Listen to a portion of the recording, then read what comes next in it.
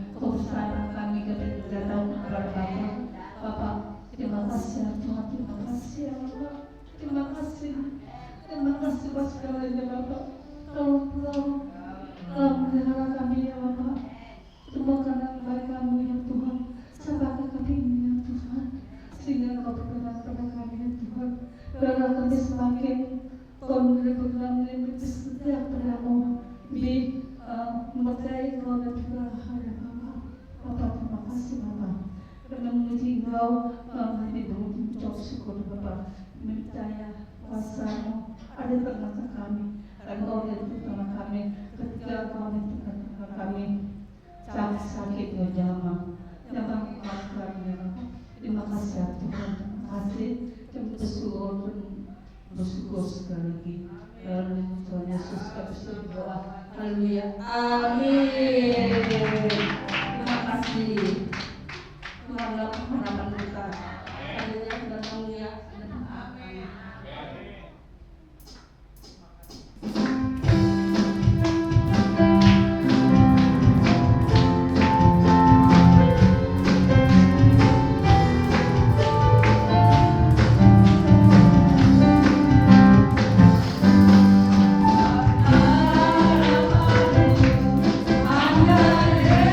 Yesus saja yang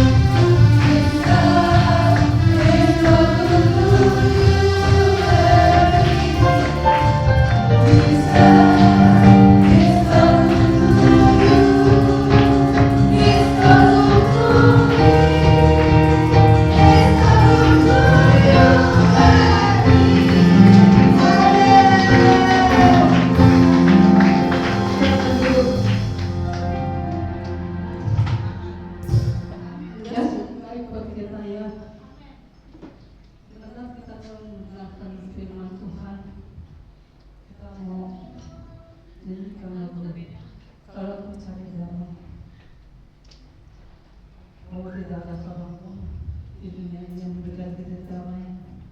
Kau mohon tetap.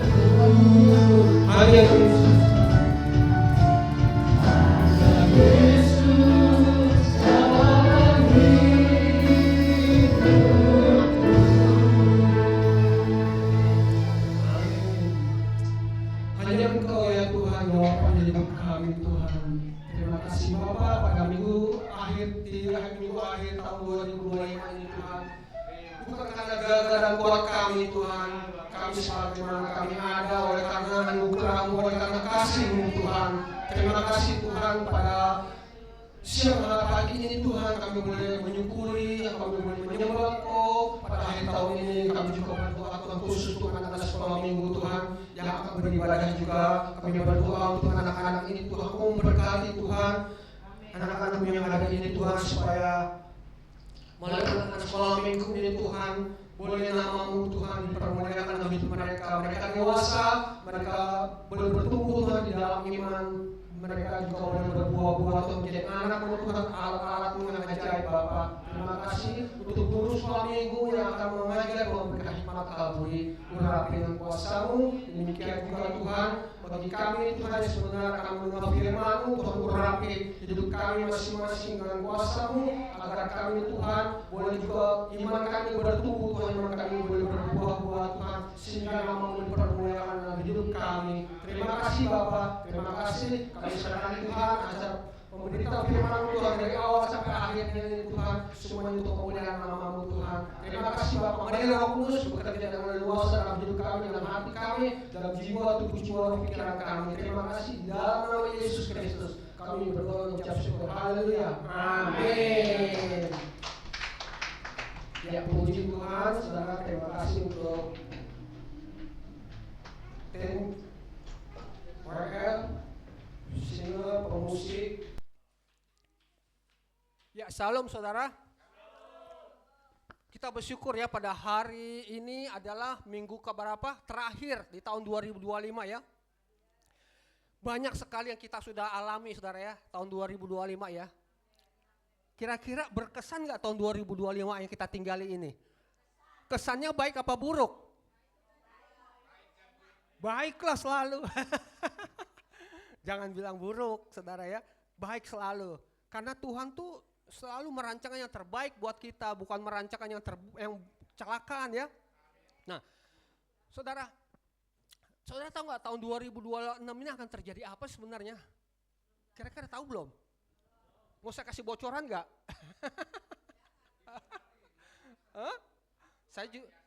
Amin. Saya juga nggak tahu saudara ya. Tahun 2026 ini nggak ada yang tahu saudara akan terjadi apa ya. Tetapi saudara, nih kita kan punya ini nih, punya apa? Tema yang luar biasa ini saudara ya. Terutama nih apa yang ini nih, yang kedua nih. The fire of hope, ya kan? Api pengharapan. Saudara tahu nggak tahun 2026 ini kalau menurut kepercayaan orang Tionghoa, tahun apa tahun 2026 ini? Tahu nggak? Fire horse, kuda api. Iya saudara, kuda api. Ya, tetapi kita lain, bukan kuda api. Ya, kalau sifat kuda itu cepat. Ya, zaman sekarang ini saudara maunya serba cepat. Ini tahun 2026 nih, semua serba cepat saudara. Kita yang lambat-lambat akan ketinggalan saudara. Ya, semua serba instan. Ya, semua teknologi, semua AI semua saudara. Tenaga manusia itu agak berkurang. Nah, kita yang kurang kreatif akan tergila saudara. Ya, baik dalam kita mencari uang, ya kan, kita bekerja, semuanya kalau kita lambat-lambat, kita tidak mau belajar, kita akan ketinggalan saudara. Ya, zaman ini zaman teknologi semua. Ya, nah jadi emang benar. Tapi kita punya satu pengharapan, yaitu api pengharapan yang kita imani saudara ya. Karena pengharapan itu tidak sia-sia saudara. Banyak orang-orang paranormal saudara ya memprediksikan selalu tahun 2026 ini hal-hal yang buruk apa yang baik? Kira-kira hal-hal yang buruk apa yang baik kalau paranormal ini memprediksikan? Buruk ya. Kebanyakan khawatir, ya kan? Pasti khawatir, takut, perasaan-perasaan itu pasti ada. Nah tetapi saudara, sikap kita sebagai anak-anak Tuhan ya, orang-orang Kristen, menghadapi menyongsong tahun 2026 ini, sikap kita bagaimana saudara? Takut apa enggak? Khawatir enggak? Benar. Khawatir apa enggak? Enggak khawatir ya. Karena apa saudara? Kenapa saudara enggak khawatir?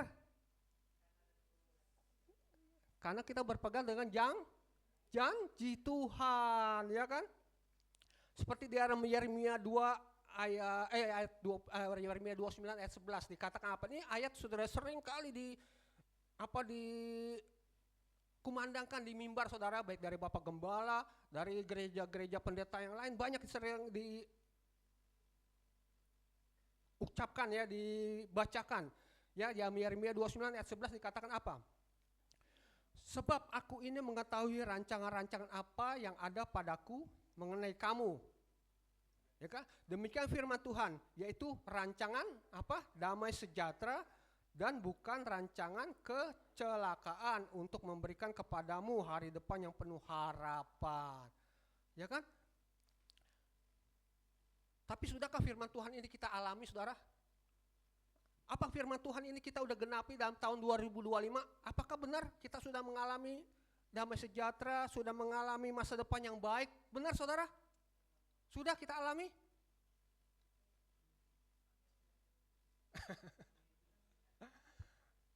Tahun 2025 ini mungkin sekarang ini saudara banyak masih mengalami tekanan, ya, mengalami kesusahan, ya.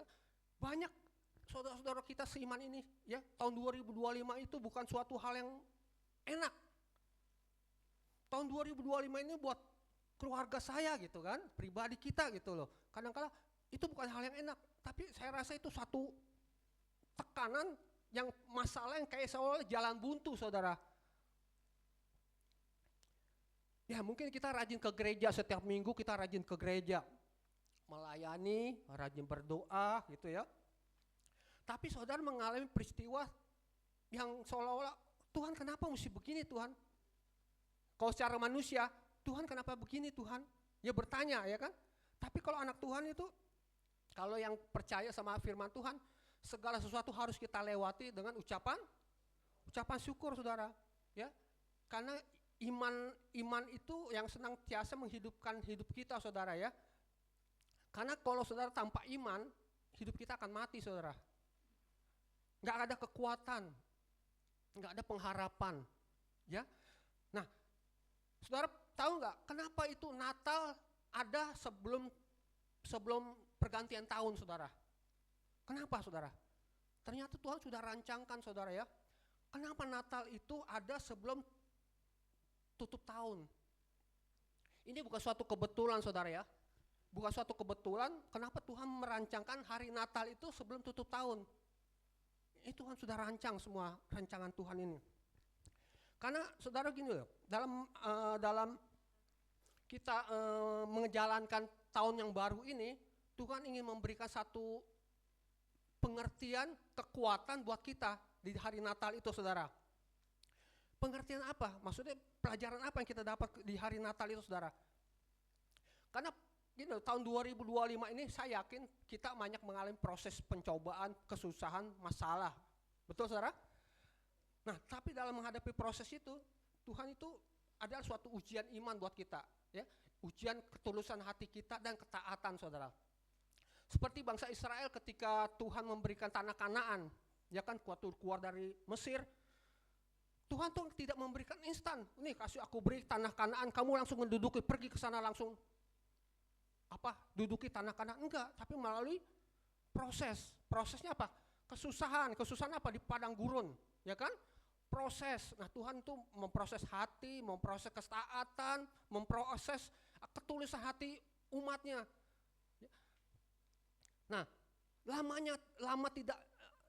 tidaknya proses itu terjadi tergantung dari apa? Ketaatan kita saudara. Bangsa Israel sebenarnya waktu ketika Tuhan bilang menjanjikan tanah Kanaan, dia hanya bisa mencapai paling 40 hari kalau dari hitungan perjalanan ya, secara logika 40 hari udah sampai saudara. Ya, dari Mesir menuju ke Kanaan itu. Tetapi kenapa bisa 40 tahun saudara di padang gurun? Itu karena prosesnya ujian iman, ujian ketulusan, ketaatan tidak ada pada mereka. Mereka itu malah mengeluh, menyalahkan. Ya, menyalahkan Musa, ya kan? Mengeluh sama Tuhan kok begini begitu. Nah demikian juga hidup kita. Kalau kita tahun 2025 ini kita mengalami proses, belum selesai sampai sekarang, kita introspeksi, ya kan? Tuhan, apakah saya mengeluh Tuhan? Apakah saya ada suatu hal yang tidak berkenan kepada Engkau Tuhan? Nah, tapi itu bukan satu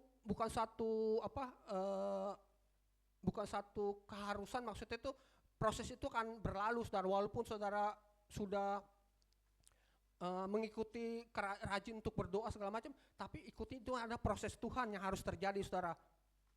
Nah, kenapa saya katakan Natal itu, Tuhan berikan Natal itu sebelum hari pergantian tahun. Saudara tahu nggak kelahiran Yesus itu? Kelahiran Yesus itu sebelum Yesus itu lahir, ya, itu Tuhan itu memberikan satu yang pertama bilang, Tuhan itu berdiam, nggak berbicara kepada umatnya sekian ratus tahun, saudara. Ya, karena apa? Karena kejahatan manusia, ya kan, pemberontakan manusia. Nah, tapi pada waktu Yesus lahir, ingin Tuhan menyelamatkan umat manusia, Yesus memakai seorang yang bernama siapa? Maria, saudara. Kelahiran Yesus melalui Maria. Maria itu siapa ya?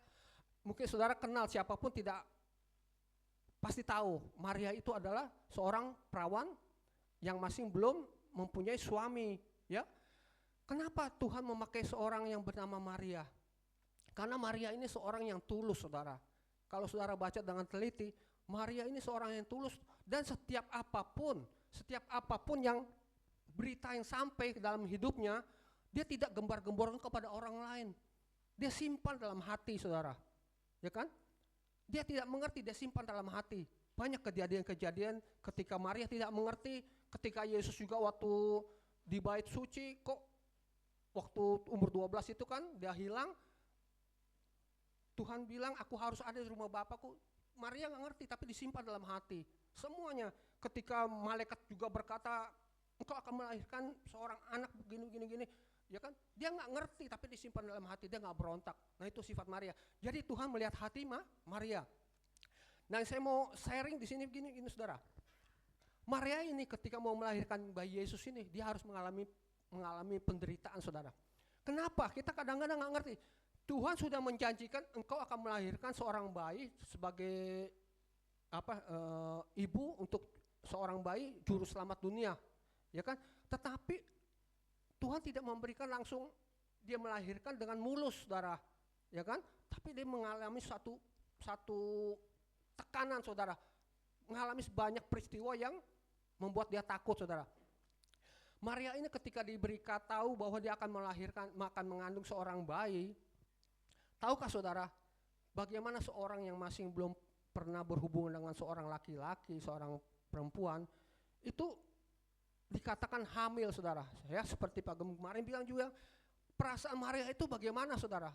Kalau saudara sebagai seorang perempuan atau mempunyai anak, hamil sebelum menikah, perasaan bagaimana, saudara? Ya kan? Dari dikucilkan, ada perasaan takut. Kalau zaman dulu tuh berzina, ya, itu lebih parah, dirajam sama batu. Nah, Maria juga ada perasaan takut, saudara. Dia ada perasaan takut, jangan-jangan ntar aku kalau ini dirajam sama batu, terus gitu, aku akan dikucilkan, ya kan, di orang-orang mau ngomong apa tentang aku.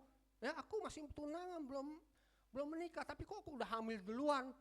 Nah, itu suatu aib buat Maria, saudara. Nah, ketika itu Maria itu tidak protes, tidak maksudnya berontak. Dia bilang, aku ini hamba, ya kan? Istilahnya, terjadi apa yang kau katakan. Disimpan dalam hati, saudara.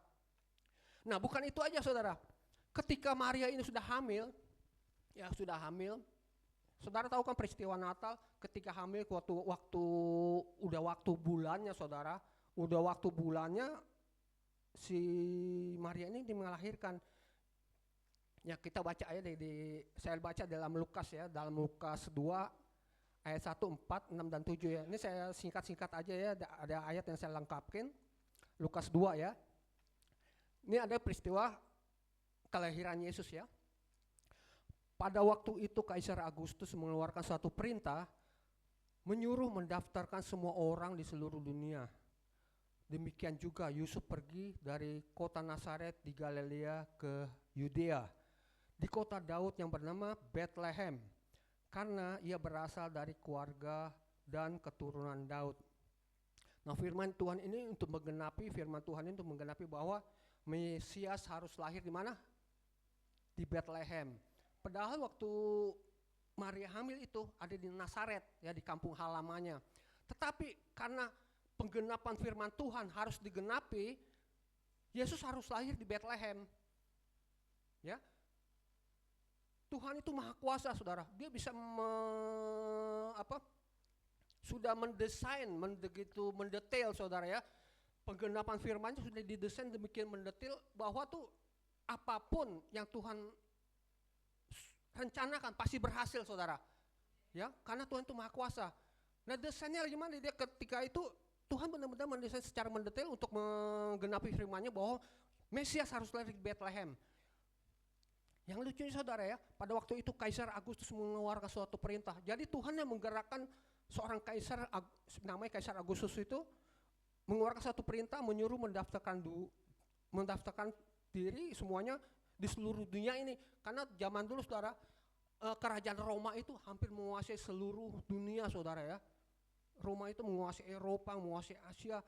Jadi harus tunduk ya. Nah, Kaisar Agustus ini juga memerintahkan seluruh, termasuk si Maria ini. Akhirnya pulanglah si Maria ini pergilah untuk mendaftarkan diri ke Bethlehem, karena emang kota kelahirannya Bethlehem, kota itunya, kampung halaman aslinya Bethlehem. Yusuf ini Bethlehem ya. Ketika itu Maria lagi hamil, sedangkan untuk pergi ke kota Bethlehem ini, saudara, itu harus melalui perjalanan yang sangat jauh. Ya, dia harus berangkat ke dalam keadaan hamil tua, saudara. Udah waktunya, bulannya, saudara. Saudara mungkin perempuan yang sudah merasakan hamil tuh tahu susahnya hamil itu ya. Ya, membawa anak dalam kandungan berapa bulan, sudah 9 bulan ya. Ini udah hampir pengen 9 bulan untuk melahirkan. Dia harus pergi ke Bethlehem. Nah, kota Nazaret ke Bethlehem ini kurang lebih menurut dari sejarah yang ada di sini ya, sekitar 110 km, saudara. 110 km dalam keadaan hamil, tidak ada mobil, ya kan? Tidak ada kapal terbang apalagi ya, tidak ada kendaraan yang modern. Yang ada cuma apa, saudara? Mungkin keledai, ya kan? Atau berjalan kaki. Berapa sih kecepatan keledai itu berjalan, saudara, dengan keadaan bawa orang yang hamil, dengan gajruk-gajruk gitu, ya kan? Dengan perut yang lagi itu, aduh sengsara minta ampun, saudara. Sengsara kah, saudara? Waduh, sengsara banget, saudara. Ya. Tapi Maria ngeluh nggak? Enggak, dia ikutin proses itu. Kesusahan dia ikutin. Karena apa? Janji Tuhan, ya kan? Dia percaya dengan janji Tuhan. Dia ikutin dalam keadaan hamil tua, dia pergilah ke Bethlehem. Nah, tetapi ada masalah lagi. Ya, bukan karena waktu sakit dia lagi keadaan sakit pengen melahirkan. Ada masalah lagi, sesampai di Bethlehem apalagi masalahnya, saudara? Tahu nggak masalahnya apalagi, saudara? Nah, kalau saudara yang udah sering nih firman Tuhan dari awal kita dengar sekolah minggu sudah dengar ceritanya, apalagi masalah di Bethlehem yang dialami? Tahu, saudara? Nah, ketika dia berjalan, si Maria ini lagi hamil tua, ya kan, lagi sakit, mungkin ada rasa sakit yang dirasakan. Yusuf sebagai tunangan juga merasa kesian ya, kalau bisa jangan lu yang sakit, gua yang sakit. Biasa kan begitu kan, ya kan? Kalau seorang suami yang mengasihi istri atau orang tua mengasihi anak begitu, jadi jangan kamu yang sakit, mending mama yang sakit, gitu. Mungkin perasaan si Yusuf juga demikian, saudara. Dilihat si Maria, perutnya sakit, ya kan? Dia cari apa? Mencari apa? Penginapan, ya kan? Di sepanjang jalan dia cari penginapan. Tok tok tok tok. Tuhan, saya mau menginap, nggak ada tempat. Karena apa? Itu zaman lagi orang tuh pada pulang ke kampung halamannya, sensus itu kan semua orang datang ke situ, jadi penuh penginapan itu. Nah, anehnya, kenapa kok Tuhan bisa semuanya tuh diatur sedemikian mendetail, saudara ya? Sehingga penginapan nggak ada. Akhirnya harus melahirkan di mana? Di palungan, di kandang hewan, saudara, ya kan? Nah, itu emang harus digenapi. Yesus itu akan lahir di sebuah palungan. Ya, kalau ini palungan itu mungkin hewannya mungkin keledai atau domba, kita nggak tahu, saudara ya. Pokok di sebuah palungan. Nah, ketika sudah lahir di palungan itu, saudara, Yesus itu akhirnya diketahui oleh para gembala dan mereka mengetahui bahwa Yesus itu adalah juru selamat. Nah, kemungkinan, saudara, orang Majus itu yang datang, saudara. Tahu kan, saudara, orang Majus itu datang kan dari negeri timur itu, ya, dari negeri Persia itu. Mereka tuh berjalan kan sekian lama, mungkin berapa bulan kali ya, nggak mungkin 1 hari 2 hari atau sebulan, nggak, mungkin berapa bulan ngikutin semua gitu, ngikutin bintang dong, saudara. Dia ngikutin bintang. Nah, ketika mereka sampai, ya, saya nggak mendetil ya cerita soal orang Majus, kan kita udah tahu ya bagaimana Herodes ingin membunuh mereka semua, dan juga kita tahu ketika kelahiran Yesus itu ada pembunuhan besar-besaran dari Raja Herodes, ya, bayi-bayi dibunuhin. Nah, itu peristiwa-peristiwa yang besar yang menimbulkan ketakutan sebenarnya, saudara. Nah, sebenarnya ketika mereka orang Majus ini sampai ke temu Yesus sebagai Mesias, Yesus itu udah gak tinggal di goa lagi, saudara, udah gak tinggal di palungan lagi. Yesus itu gede, ya, udah seorang kanak-kanak, saudara, ya, bukan seorang bayi yang di palungan lagi, ya. Mereka udah si orang Majus udah sampai ke rumah, ya, Yesus itu di rumah. Jadi ketika orang Majus sampai, udah mempersembahkan kemenyan, mur dan emas itu ada di rumah, ya, udah bukan di goa, tempat hewan lagi. Nah, itulah. Jadi setelah itu Maria, ya, setelah Maria itu mengalami proses itu, akhirnya Maria ini bisa melewati proses itu, dan Maria akhirnya mendapat satu kemuliaan, saudara. Kemuliaannya apa, saudara? Dia itu dianggap sebagai bayi, sebagai ibu bayi yang melahirkan, sang juru selamat. Sehingga sampai sekarang pun Maria ini dikenal oleh orang-orang Katolik sebagai Bunda Maria Suci, saudara. Saudara setuju nggak? Saya setuju aja, ya kan, karena apa? Memang benar, kalau tanpa Maria lahir dalam kesucian, ya kan, dia tidak dengan benih, ya kan, setuju, saudara, ya kan, makanya predikat Maria itu perawan suci, ya, amin, ya. Jadi kalau memang kita sudah melewati proses penderitaan, kita pasti akan mendapat proses kemuliaan, ya kan, ada upahnya, saudara, ya. Hari-hari tahun 2025 nih, saudara, banyak yang dialami, saudara, ya. Saudara mengalami masalah yang seolah nggak ada jalan keluar, ya kan, Tuhan tolong saya, bisa begitu dong, nggak ngeluh, saudara. Kalau saudara, ketika saudara mengalami masalah, kalau saudara, Tuhan kenapa saya begini, Tuhan, nah itu namanya mengeluh, saudara, ya kan. Tapi kalau saudara, Tuhan tolong saya, Tuhan saya mau ini, Tuhan saya mau itu. Tadi saya sharing sama Bu Marbun, ya, dia selalu, Tuhan saya mau ini, Tuhan tolong saya, ya, dia nggak mengeluh. Nah, kalau mengeluh, saudara, apa Tuhan saya mau begini, Tuhan kenapa, Tuhan saya nggak bisa, kenapa Tuhan, nah itu namanya mengeluh, ya kan. Itu namanya juga satu hal mencobai Tuhan, ya. Dari hal itu kita bisa lihat proses yang kita akan alami, kita mau selesai cepat apa tidak tergantung kita menyikapi masalah itu. Kalau kita menyikapi masalah itu dengan hati yang sempit, saudara, ya, kita akan lama, saudara, ya, mungkin selesai masalahnya, tapi masalahnya mungkin bisa lama sekali prosesnya, tidak secepat ketika kita taat, ya kan. Kalau kita taat, kita lebih cepat proses kita selesai, saudara. Jadi kita nggak usah kecil hati kalau kita mengalami masalah, pasti ujung-ujungnya apa, saudara? Dalam Roma 8 ayat 28 kita baca, coba. Roma 8 ayat 28, ini ayat yang sudah biasa juga, yang sudah kita sering dengar, saudara, ya. Roma 8 ayat 28 dikatakan apa?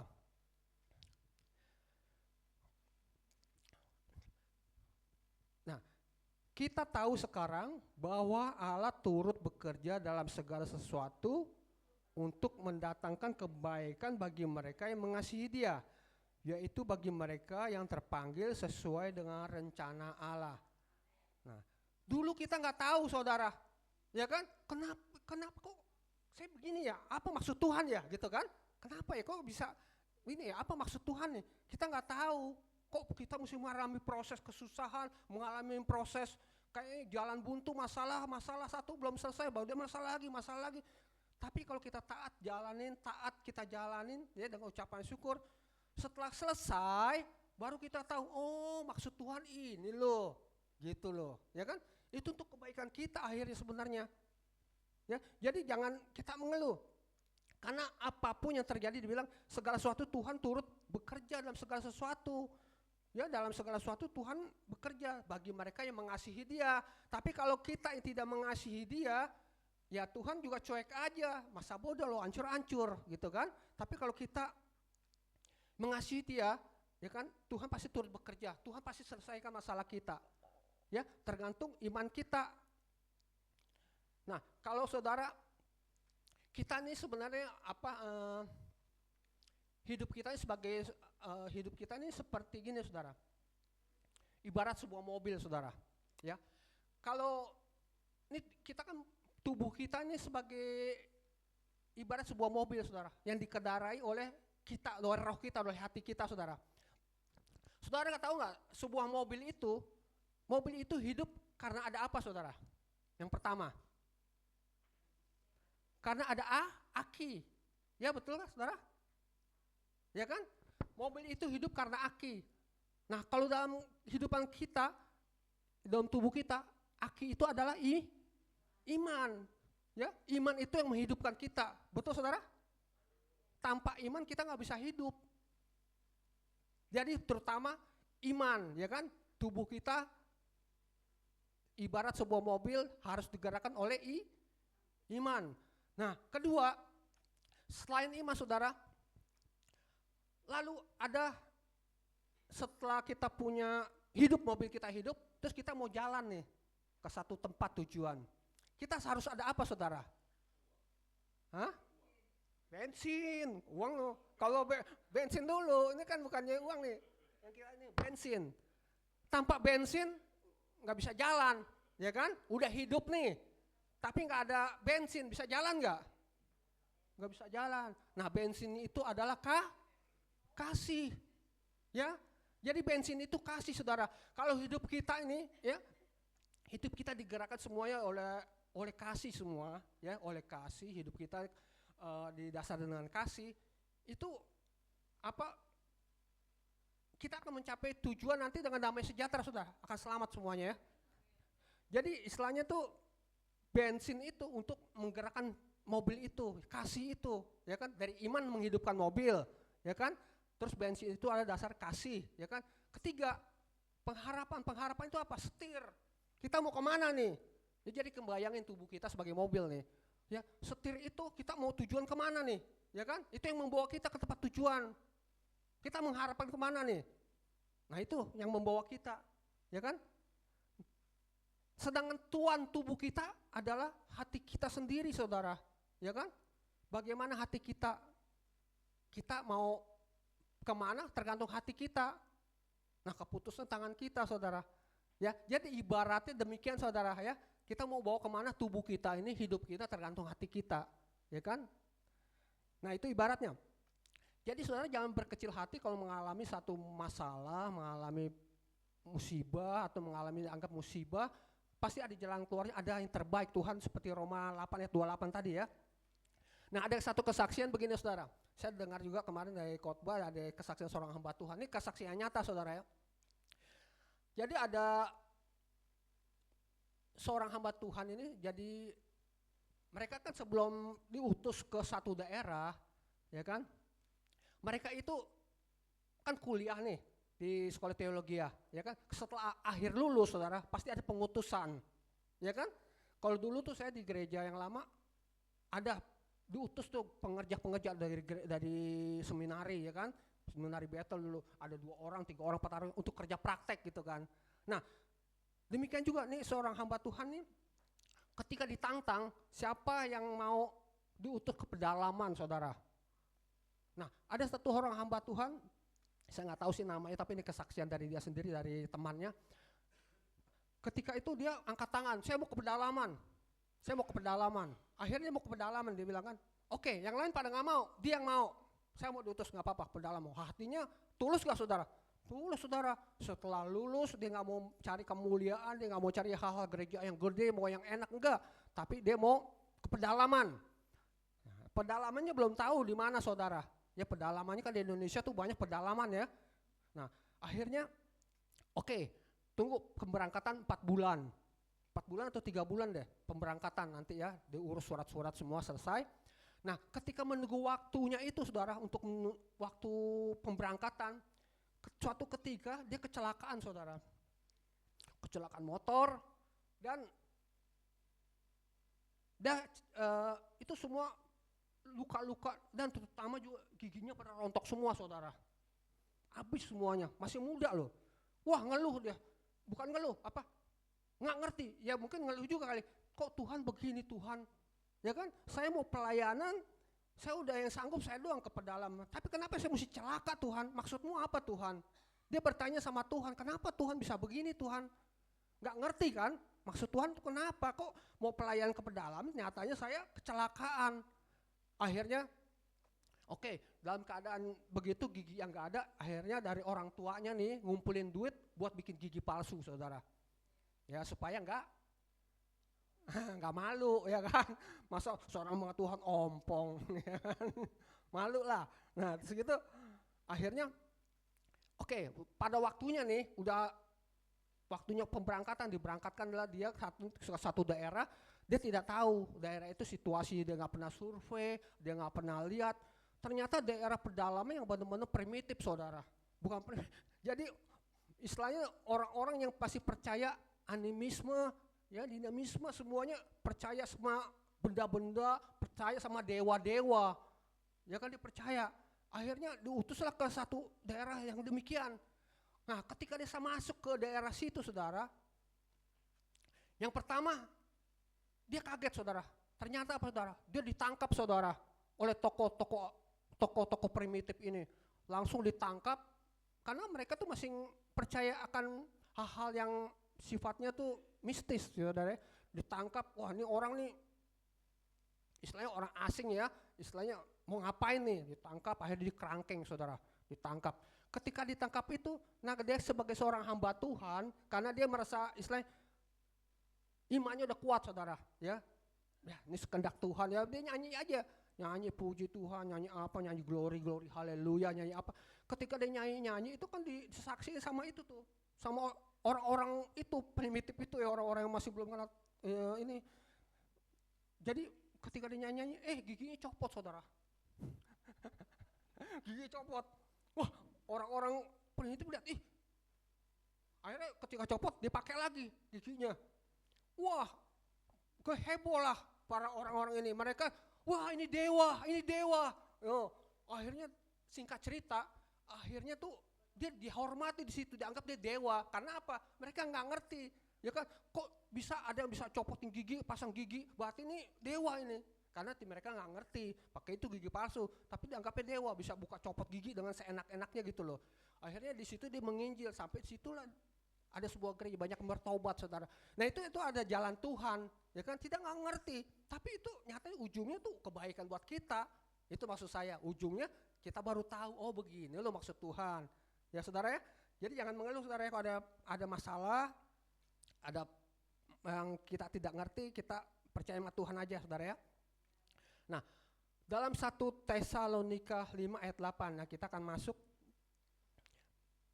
dalam ayat ini, tema kita ya saudara ya. Dalam 1 Tesalonika ayat 1 Tesalonika 5 ayat 8. 1 Tesalonika ayat 8 dikatakan demikian. Tetapi kita yang adalah orang-orang siang, baiklah kita sadar, berbaju sirahkan iman dan kasih dan berketopongkan pengharapan keselamatan. Yang terutama Rasul Paulus memberikan nasihat ketika kita mau, mungkin sekarang ini satu kekuatan buat kita ya, kekuatan yang mungkin dari gereja kita untuk menghadapi tahun depan saudara ya. Jadi supaya kita kuat saudara ya, tema ini supaya kita kuat menghadapi tahun 2026 ini saudara. Jadi kita jangan sampai istilahnya kita takut ya. Jadi emang tema ini memberi kekuatan bagi kita. Yang pertama Rasul Paulus ini memberikan nasihat nih, bagaimana supaya kita kuat saudara ya. Pertama adalah tetapi kita yang adalah orang-orang siang, bukan baiklah kita sadar. Maksudnya Paulus berkata kita harus sadar itu ada satu identitas kita sebagai anak terang, saudara. Jadi ketika Paulus menasehatkan bahwa kita harus sadar bahwa kita itu anak Tuhan, anak terang, ya, bukan anak sama dengan orang dunia, saudara. Dalam setiap kehidupan kita, saudara, ya, ketika kita kehidupan sehari-hari, baik dalam dalam pergaulan, dalam pekerjaan, sekolah, atau dimanapun kita ada, kita harus sadar identitas kita, ya kan? Kita ini anak Tuhan, jangan seperti orang dunia, baik dalam perkataan kita, ya kan? Dalam tingkah laku kita, dalam tutur kata, dalam tindakan, semua apa yang kita lakukan kita pikirkan dulu, saudara, ya kan? Ingat, pertama kita ada dalam satu komunitas, kita ingat itu siapa kita, diri kita siapa, ya kan? Jangan menganggap diri, wah nih, gua nih, jangan mikirin diri sendiri, nih gua nih orang yang terpandang nih, gua nih orang yang pintar, gua nih orang yang berpendidikan, jangan. Tapi ingat identitas kita apa? Kita anak Tuhan, membawa nama Tuhan, saudara. Ya, kalau kayak misalnya kayak saya, mungkin Pak Gem atau para pengerja yang lain udah ini, kita pelayan Tuhan, kita lihat identitas kita tuh pelayan Tuhan, ya kan? Kalau kita mau melakukan sesuatu yang salah, ingat Tuhan, saya anak Tuhan, ya kan? Saya melakukan ini kira-kira memuliakan Tuhan enggak? Ya, saya ingin berkata-kata demikian kira-kira menyakiti Tuhan enggak atau menyakiti orang lain enggak sesama kita? Kita harus pikirkan. Jadi sebelum kita melakukan sesuatu, apapun yang sebelum kita katakan, kita pikirkan dulu. Saya seringkali katakan, orang lebih baik tuh ya lambat berkata-kata daripada cepat berkata-kata tapi akhirnya menyesal. Ya, seperti anak panah yang diluncurkan, kalau sudah lepas, nancep, bisa balik lagi enggak? Enggak bisa. Demikian perkataan itu dipikirkan dulu. Kalau perkataan kita tidak berkenan nih, ya kita ngomong ke seseorang, orang itu akhirnya sakit hati, tersinggung. Kira-kira bagaimana? Bisa diambil lagi? Udah nggak bisa, udah tertanam lah hatinya. Gue benci sama dia, ya kan? Gue sakit hati sama dia. Gak bakalan gue ngomong sama lo, gak bakalan begini. Nah, itu apa? Karena perkataan sudah tidak dipikirkan, ya kan? Itu tidak menjadi berkat, malah menjadi batu sandungan. Lebih baik sebelum kita berkata-kata, pikirkan dulu dampaknya buat dia apa, ya kan? Masih bagus kalau seorang hamba Tuhan bisa mengampuni, ya kan? Kalau kita, ya sudahlah, emang kita tahu orangnya begitu, ya kan? Kita nggak usah pikirkan, kita ngerti. Tapi kalau anak dunia bagaimana? Atau anak yang baru kenal anak Tuhan nih, belum lama ikut Tuhan, ya? Dia baru kenal Tuhan, mungkin dulu dia mungkin pernah disakiti sama orang Kristen, terus dia bertobat nih sebagai domba terhilang kan? Dia balik lagi ke gereja, dia mau bertobat, tapi ketika dia benar kata-kata kita sebagai anak-anak Tuhan, hatinya sakit lagi. Mental nggak, saudara? Mental lah, nggak bakal jadi lagi ke gereja. Entar dia mau bertobat, jadi nggak jadi bertobat. Itu harus dipikirkan dampaknya. Jadi setiap perkataan yang kita lakukan, yang kita keluarkan, itu hati-hati, saudara. Dan bukan itu saja, saudara. Kalau saudara tahu, apa yang keluar dari hati itu, ya kan? Apa yang keluar dari mulut itu asal dari hati, saudara, ya kan? Segala pembendaharaan yang baik buruk itu dari hati dikeluarkan ke mulut. Maka Tuhan bilang, yang menajiskan orang, ya bukan yang masuk, saudara. Kita makan nih, makan babi, makan apa, mungkin makan binatang kita nggak kenal, itu nggak menajiskan, ya, nggak najis itu, karena masuk keluar, ya kan, selesai. Tapi yang menajiskan orang atau yang keluar dari hati ini keluar ke mulut, itu yang menajiskan orang. Orang bisa sakit hati, orang bisa iri hati, orang bisa dendam, orang bisa, karena apa? Perkataan-perkataan kita keluarkan itu menjadi racun buat orang lain. Itu ya, maksud saya jadi hati-hati menggunakan perkataan kita. Nah itulah sikap anak Tuhan dalam bertindak, apalagi, ya kan? Kita kalau bertindak itu jangan sama seperti orang dunia. Kalau orang dunia mungkin ya, suka istilahnya melakukan hal-hal dianggap kayak minum, misalnya biasa ya, udah biasa lah, ya kan, kita sama, nggak apa-apa. Atau kalau kita mau tipu-tipu sedikit, bohong-bohong sedikit, ya kan, wah, gue kan mau cuan ini, gue bilang ngelebihin aja sedikit nih, nggak apa-apa lah, ya kan, atau gue robah aja sedikit.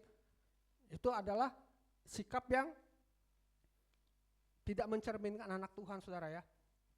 Ya mungkin dulu kita begitu, tapi kita jangan begitu lagi. Kita bertobat, saudara ya. Jadi memang saudara, dalam hal melakukan perintah Tuhan itu, saudara, sebenarnya Tuhan bilang gini loh. Sebenarnya kasih itu, kalau kita bilang kita mengasihi Tuhan, saudara kan sering ditanya, apakah saudara mengasihi Tuhan? Sering kan saudara ditanya gitu kan?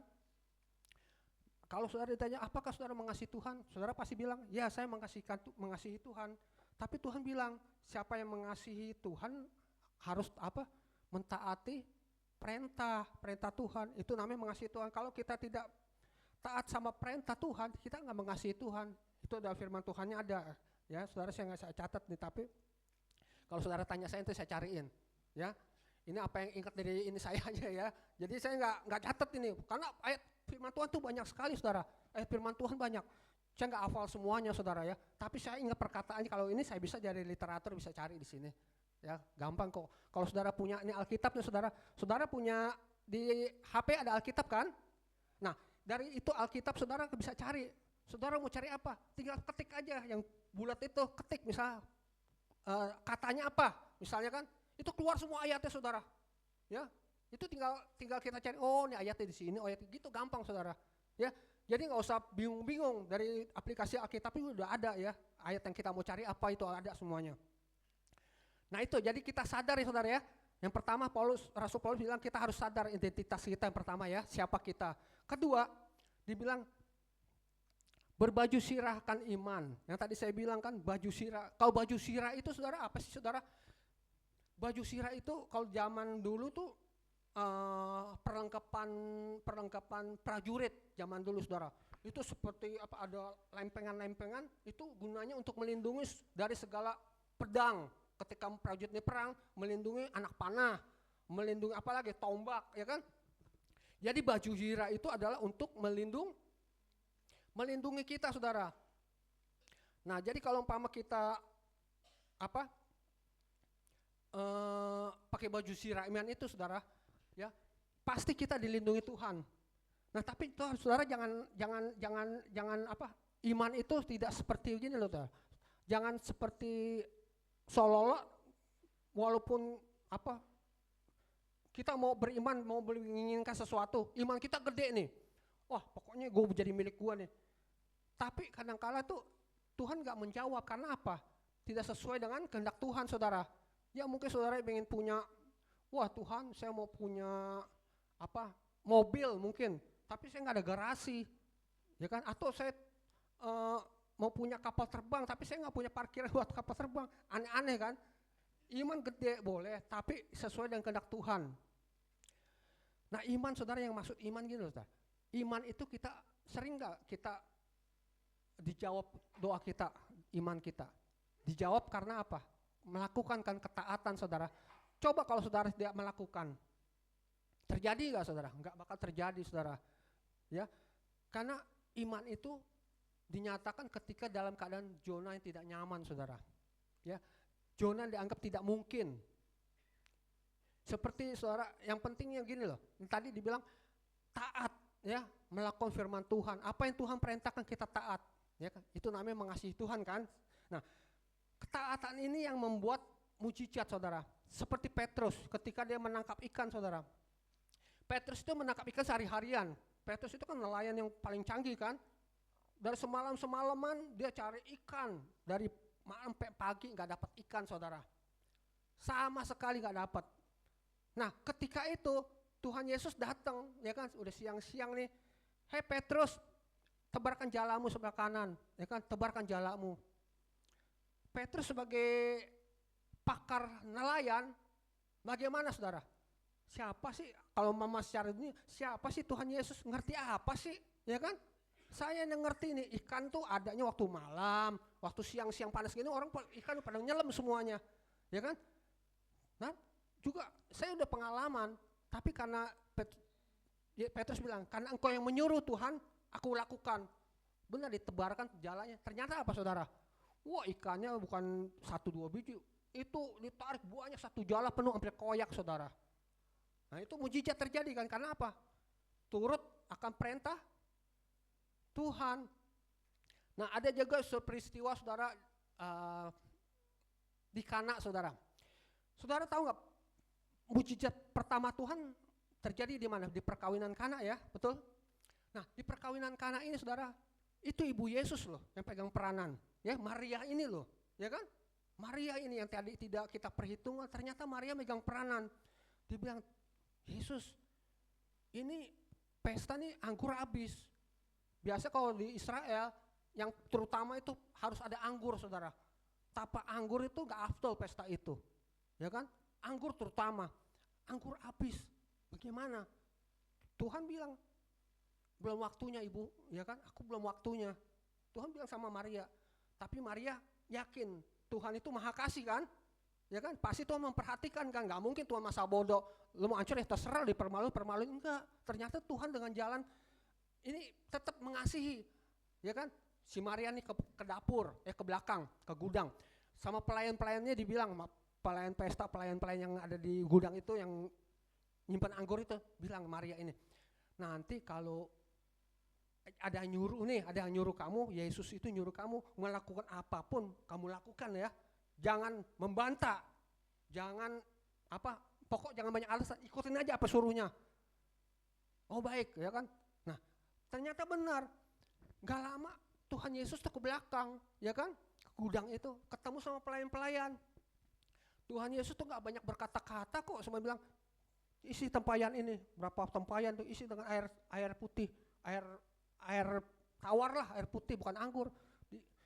Walaupun pelayan ini perasaannya bagaimana? Ingin bertanya, ya kan?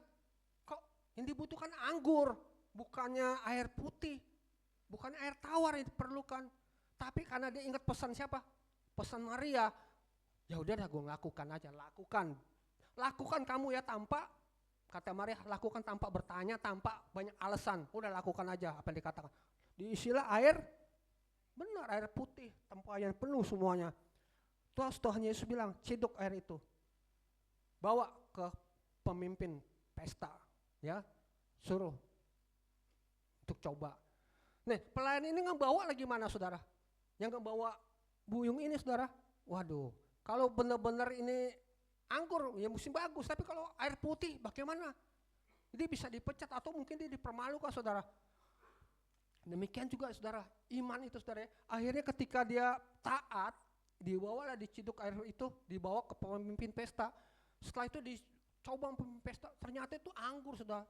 Jadi dalam setiap perjalanan itu anggur, jadi anggur, saudara. Sampai akhirnya orang-orang bilang, ini anggur biasa disiapkan yang terbaik dulu, yang tidak baik itu belakangan. Tapi ini yang terbaik kok belakangan, itu baru dikeluarkan.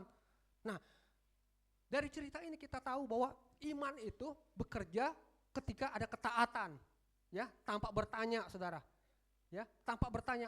Kalau saudara mengalami proses pencobaan apapun, ya kan, tanpa bertanya, saudara, bahwa percaya sama Tuhan, janji Tuhan, ya dan amin. Hanya ucapan syukur Tuhan, terima kasih Tuhan, aku jalani ini, Tuhan berikan aku kekuatan, itu aja udah, ya kan? Karena apa?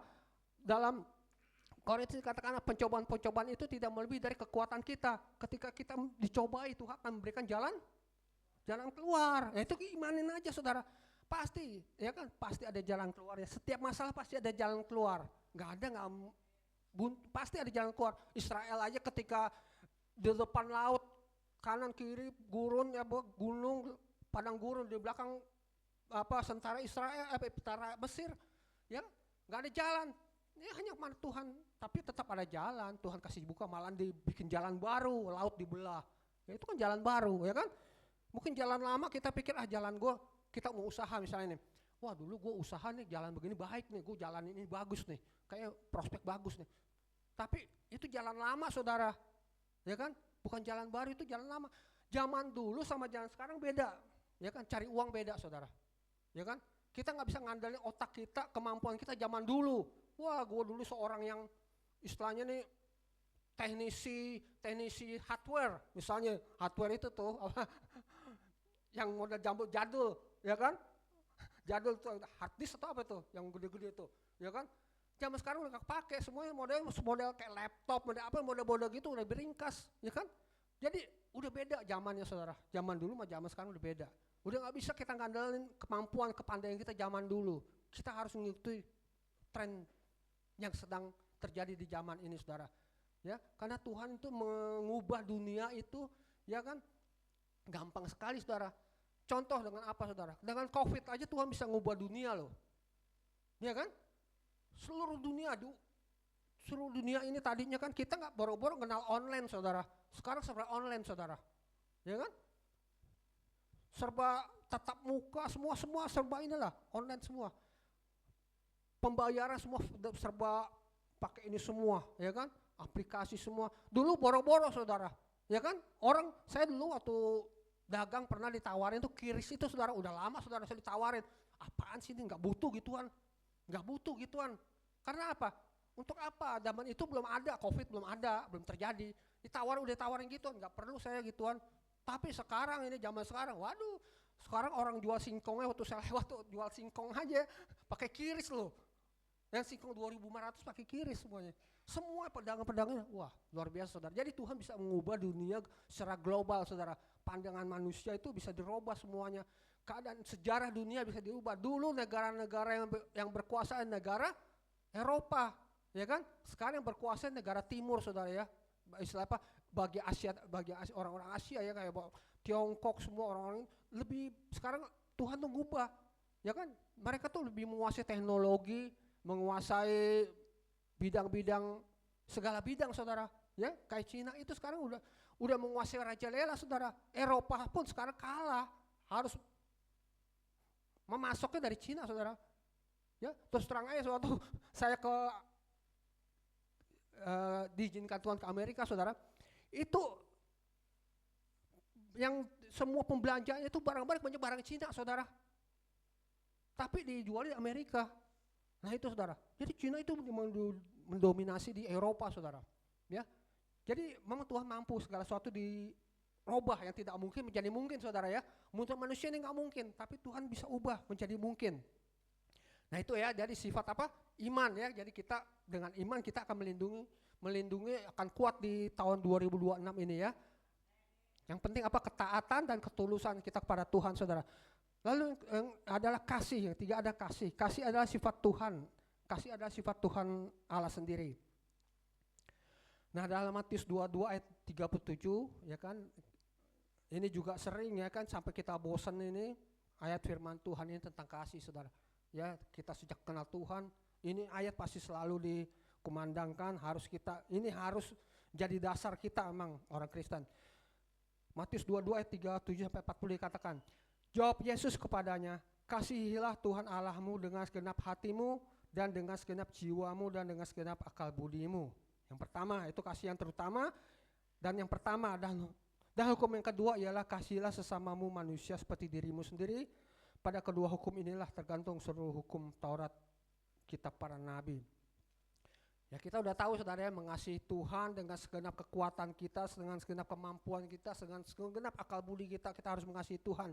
Dan hukum yang kedua adalah kasih sesama manusia. Nah kadang-kadang digalang kasihilah sama manusia seperti dirimu sendiri. Ini kadang-kadang ini yang saya masing ini saudara ya, kasihilah sesama manusia seperti dirimu sendiri. Maksud Tuhan apa sih? Itu kadang-kadang saya sering bertanya, mengasihi manusia seperti dirimu sendiri. Dulu saya berpikir gini saudara, kamu kalau nggak mau disakitin orang, jangan nyakitin orang. Benar saudara? Kamu kalau nggak mau ditampar orang, jangan nampar orang. Betul lah? Iya kan? Hukumnya begitu kan? Tapi Tuhan bilang, hendaklah kasihlah sama manusia seperti dirimu sendiri. Jadi sebenarnya kita belajar mengasihi diri kita sendiri ini dulu. Ya kan? Bagaimana saudara mau mengasihi orang lain tapi diri kita sendiri kita tidak kasihi. Ngerti nggak maksud saya?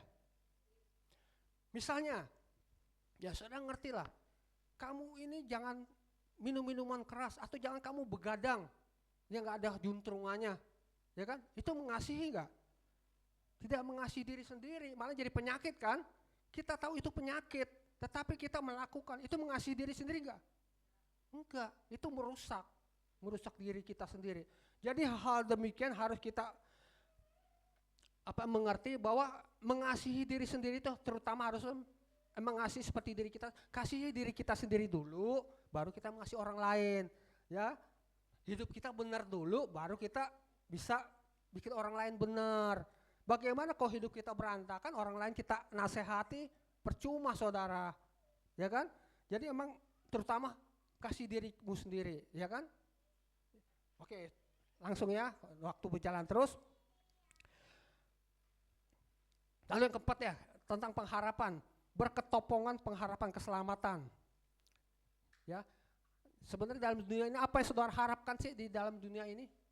Atau apakah yang saudara harapkan dalam setiap saudara beribadah kepada Tuhan? Saudara rajin kan beribadah setiap minggu kan kepada Tuhan, apa saudara harapkan? Saudara rajin ke gereja itu apa saudara harapkan dari Tuhan? Apa saudara harapkan buat diri kita sendiri? Tujuan kita beribadah untuk apa sebenarnya? Bersyukur. Terus, ada lagi enggak? Jadi gini ya saudara, dalam firman Tuhan ini jelas, berketopongan pengharapan keselamatan. Ya kan? Kita beribadah itu jangan mengharapkan ketika kalau kita nggak beribadah kita takut sama Tuhan, ya kan? Ntar saya nggak diberkati, ya kan? Ntar kesehatan keluarga saya terganggu, ntar pekerjaan saya terganggu, ntar ekonomi saya, keuangan saya terganggu. Itu motivasi yang salah saudara. Ya, kalau kita beribadah kepada Tuhan, jangan punya berpikir aku ingin diberkati. Jangan saudara. Kalau kita mau punya motivasi, wah kok nggak ibadah, gue takut kecelakaan lah, ntar takut begini, bagaimana, ya. Jangan berpikir ke situ saudara. Karena apa? Segala berkat yang kita dapat, damai sejahtera, berkat, sukacita, semua itu semuanya Tuhan berikan, pasti Tuhan berikan, ya. Tapi soal jasmani, keuangan, ya kan, segala kejayaan saudara mungkin, karir, pekerjaan, kesehatan itu adalah bonus saudara. Ya, Tuhan pasti berikan. Yang terutama Tuhan bilang apa? Carilah dulu kerajaan Allah, ya kan? Cari dulu Tuhan, maka semua akan ditambahkan. Jadi pertama yang kita cari adalah keselamatan itu saudara. Keselamatan itu adalah dari Tuhan, cari dulu keselamatan. Ya kan, mana-mana hal yang rohani, prioritaskan dulu hal yang rohani. Jangan prioritaskan hal-hal yang jasmani dulu saudara. Ya, prioritaskan dulu Tuhan. Saya mau memuji Tuhan, saya mau bersyukur atas kebaikan Tuhan. Apalagi tahun 2026 ini ya, kita harus banyak bersyukur saudara. Kalau 2025 ini kita bisa alami, kita sudah bisa lalui, kita bersyukur, kita ada nih, kita kuat, kita sehat, kita diberkati karena apa? Karena dari Tuhan, kita ingat kebaikan Tuhan, ya kebaikan kok jalan, saya nggak nyangka kok bisa begini, kok bisa begitu, ya kan? Kita harus menyukuri saudara. Ya kayak saya bersyukur saudara. Dia nggak menyangka saya bisa pergi, ya kan, bisa ke luar negeri, bisa kemana, dari mana, nggak mungkin secara logika. Saya bisa dapat mobil, bisa dapat, karena apa? Itu bukan materi, itu ditambahkan semua saudara. Ya bukannya karena kuat gagah kita, oh ini gara-gara nih kita nih rajin bekerja atau kita rajin cari duit, enggak saudara. Berkat itu Tuhan sediapin semua saudara, ya kan? Nggak mustahil segala sesuatu saudara nih mau pergi ke Israel, bisa pergi ke Israel, nggak usah pikir, aduh gue nggak ada duit bagaimana ke Israel, nggak mungkin lah gue bisa ke Israel. Tapi kalau kita keinginan, rindu nih, ya kan, bisa saudara, nggak ada nggak mungkin. Ya kan, karena apa? Utamakan Tuhan. Kalau semua yang kita lakukan untuk Tuhan, terutama prioritas Tuhan, pasti Tuhan berikan semuanya. Bonus buat kamu nih. Yang kita nggak minta Tuhan kasih. Amin saudara. Ya firman Tuhan itu aja. Biarlah firman Tuhan tahun 2026 yang kita hadapi ini kita ingat. Ya kan, kita sadar identitas kita sebagai anak Tuhan. Pertama, kedua iman ya, iman kita yang membuat kita hidup. Kita yakin dengan iman kita dilakukan dengan ketaatan, ketulusan. Ya kan. Ketiga, kasih, ya kan, terutama ingat kasih dirimu sendiri itu. Ya, jangan meracunin dirimu dengan hal-hal yang tidak baik. Ya kan? Lalu keselamatan, utamakan setiap ibadah, jangan berpikir mencari berkat. Ya, jangan berpikir berkat jasmani, itu akan ditambahkan kok. Enggak usah kita minta. Kita kesini cuma puji Tuhan, menyembah Tuhan, bersyukur sama Tuhan, udah. Tuhan nanti akan berikan kepada kita otomatis, saudara, nggak usah kita minta. Amin, saudara. Baik, kita akhiri firman Tuhan ini. Tim Praise and Worship silakan untuk naik kembali. Kita akan nyanyikan satu lagu yang pengharapan Yesus Yesus pengharapanku yang awal tadi. Tiada yang mustahil ya, tiada yang mustahil. Baik, saudara, kita akan nyanyi satu lagu ini. Setelah itu kita masuk dalam doa.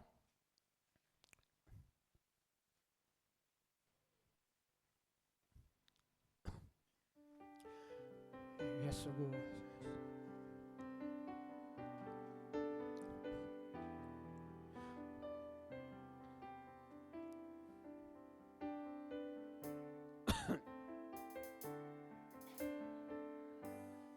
Mustahil dan tiada yang sukar darimu Tuhan, dan bagiku yang percaya Rasa kuasamu membuku tak ragu dan dimukani nabi pada waktumu.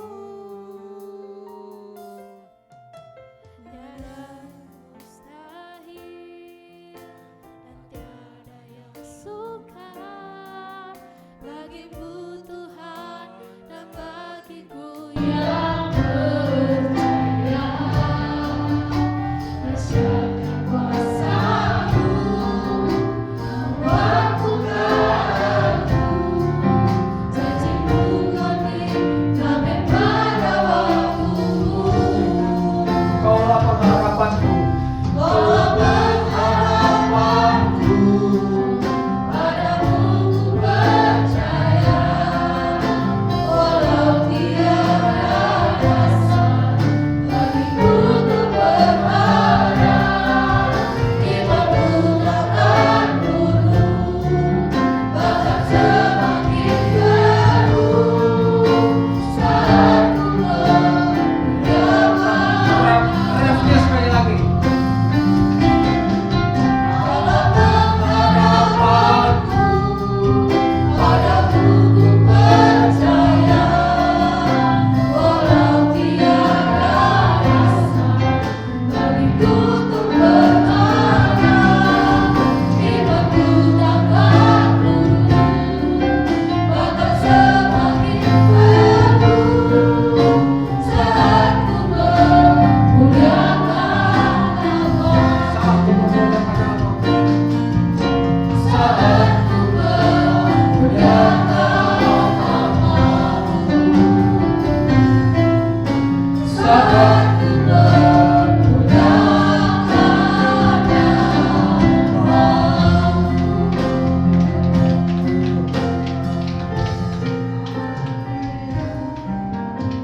sungguh Tuhan,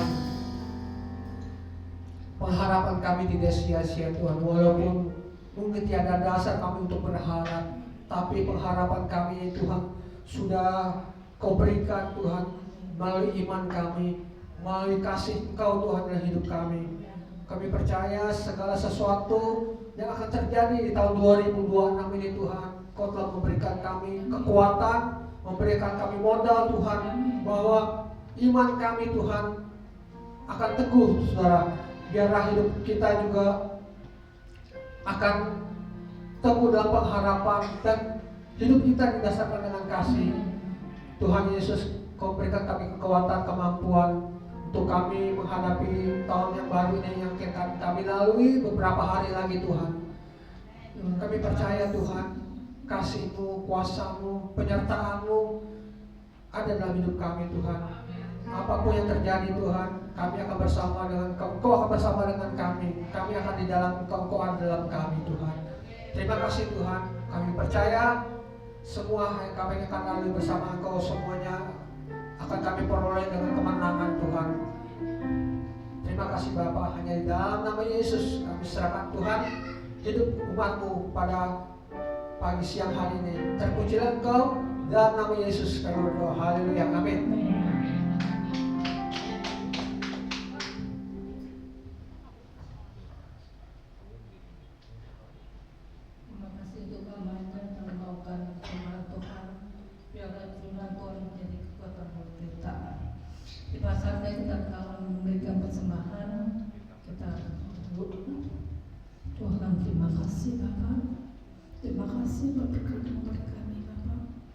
Sebentar kami akan memberikan berkat. Biarlah hati kami mengucap syukur Bapa karena kami masih Engkau ya Tuhan. Terima kasih Tuhan kami bisa melabur kejamu dalam Yesus kami mengucap syukur. Haleluya. Amin. Berbahagialah orang bersekala firman Tuhan dan mendengar firman terus yang nama.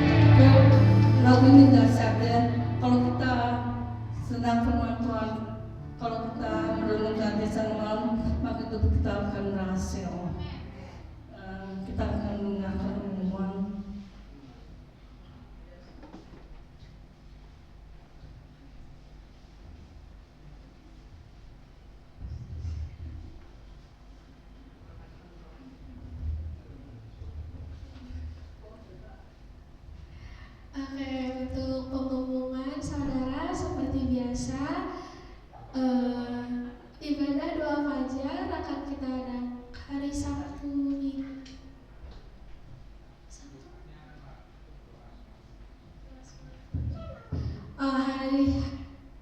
hari Sabtu ini tidak doa fajar saudara, namun Jumatnya kita akan mengadakan ibadah doa semalam suntuk yang akan kita adakan setiap hari Jumat, setiap minggu pertama di bulan awal. Kita akan mengadakan ibadah doa semalam suntuk ini, di mana ibadah doa semalam suntuk kita bagi menjadi 2 sesi. Sesi pertama akan kita mulai dari jam 10 malam sampai dengan jam 12 malam. Lalu kita melanjutkan lagi sesi kedua dari jam 2 pagi sampai dengan jam 5 pagi. Kami mengundang saudara sekalian di tahun yang baru, di awal bulan yang baru, di tahun yang baru, kita bersama-sama berdoa untuk gereja kita, untuk jemaat-jemaat kita di tempat ini saudara, dan bagi setiap saudara yang punya pergumulan kita bisa berdoa bersama di ibadah doa semalam suntuk kita. Lalu untuk ibadah WBI dan ibadah youth akan kembali diadakan di Januari di minggu kedua, kembali aktif kembali ibadah WBI diadakan setiap hari Sabtu pukul 3 sore sampai dengan selesai di Gereja Betani Jemaat Immanuel.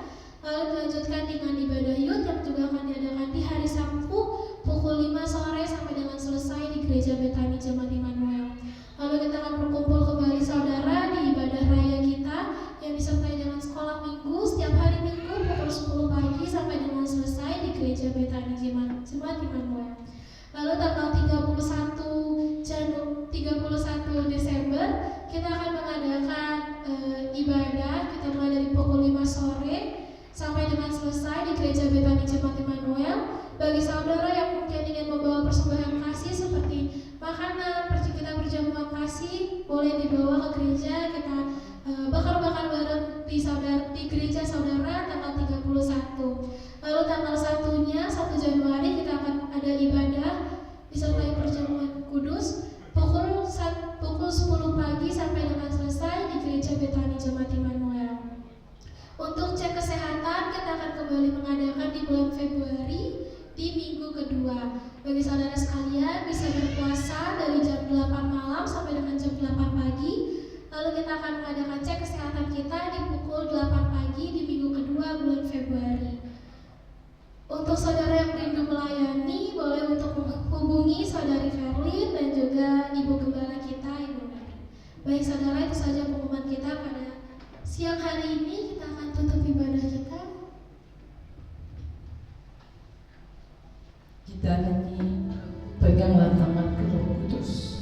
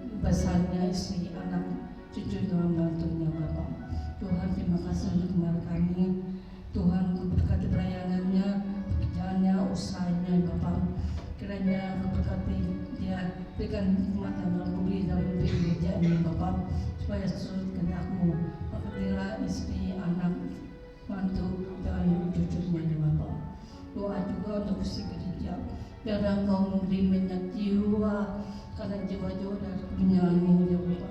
Untuk misi kerinduan Bapa kepada kami, saat kami semua, kami ingin memiliki satu tempat yang permanen ya Bapa. Kami tahu Kau akan menyediakan tempat pada waktumu ya Bapa. Terima kasih ya Tuhan. Doa juga untuk kegiatan gereja kami, mulai dari ibadah raja, PBI, sekolah minggu, bahkan doa pertemuan suntuk dan doa baca ya Bapa. Dan berkati ya Pak, biar Engkau hadir tiap ada ibadah gereja kami, karena kehadiran-Mu ya Allah yang memberikan kami kekuatan, kemampuan ya Bapa. Terima kasih ya Tuhan, terima kasih. Dan berdoa juga untuk pada jemaat kami tempat ini Bapa, kiranya jemaat sejahtera naungi kami. Engkau baik, Kau sungguh memberkati kami, memberikan kami setiap kami jalan keluar yang terbaik. Tuhan, Kau bersama kami, Kau pengharapan kami Bapa. Janji menguatkan kami. Berkatilah jemaat-jemaat kami satu persatu, keluarga ya Bapa. Biarkan kami damai bersama Engkau ya Bapa. Tuhan, untuk doa untuk para pemimpin kami, Tuhan berkati, berikan kesehatan hati yang takutkan Engkau, jadikan budi supaya mereka dapat mendengar kami dengan aman. Juga berdoa untuk daerah-daerah yang terkena bencana alam Tuhan, Kau akan menolong dengan cara-Mu yang ajaib ya Bapa. Tuhan, kami berdoa untuk makanan dan minuman yang Kau sediakan Tuhan, karena Engkau memberkati makanan dan minum. Kami mengucap syukur semuanya ya Bapa. Sebentar kami akan menerima berkat daripada-Mu. Terima kasih ya Tuhan. Saudara, kita bangkit berdiri, kita arahkan tangan hati pikiran kita kepada Tuhan Yesus Kristus yang akan memberkati kita pada siang hari. Saudara-saudara, terimalah berkat cinta kasih dari Allah Bapa kita, yaitu Tuhan Yesus Kristus, yang akan menyertai kita baik di dalam setiap pelayanan kita, usaha kita, keluarga kita, pelajaran kita, sehingga kita akan menjadi kepala untuk kemuliaan nama Tuhan Yesus Kristus. Kehidupan kita akan terus naik karena Tuhanlah yang memberkati kita bersama keluarga kita, bersama anak kita, cucu kita, mulai siang hari ini sampai Maranatha. Tuhan Yesus datang kedua kali menjemput kita di awan-awan yang permai. Bagi kita yang telah menerima berkat, mari sama-sama katakan dengan iman kita, amin. Shalom saudara. Tanggal 31 kita akan mengadakan ibadah tutup tahun. Jadi ibadah ini kebanyakan kita akan mengucap syukur karena penyertaan Tuhan di tahun 2025. Kita kebanyakan mungkin ini akan lebih menitik beratkan kepada pujian penyembahan kepada Tuhan, saudara.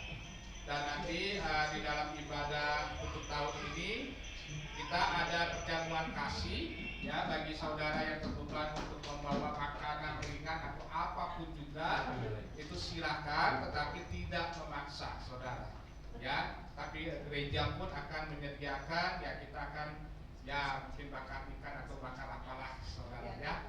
Dan tanggal satunya kita akan mengadakan ibadah awal tahun.